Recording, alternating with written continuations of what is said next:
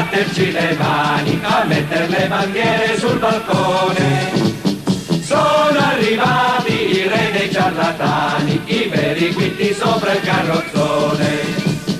Venite tutti in casa fra 2 ore, vi riempirete gli occhi di parole, la gola di sospiri per amore e poi farà 3000 capriole.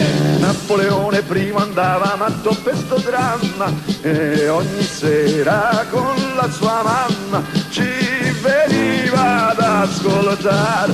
Napoleone di Francia piange ancora e si dispera da quel dì che verso sera ce ne andammo senza recitare.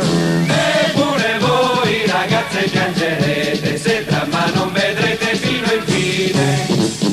Dove se state attente imparerete a far l'amore come le regine.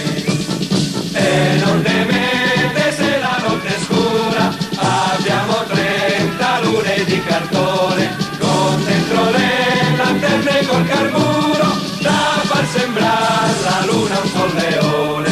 Napoleon francese per vederci da vicino venne apposta sul Ticino contro i Crucchi a guerreggiare.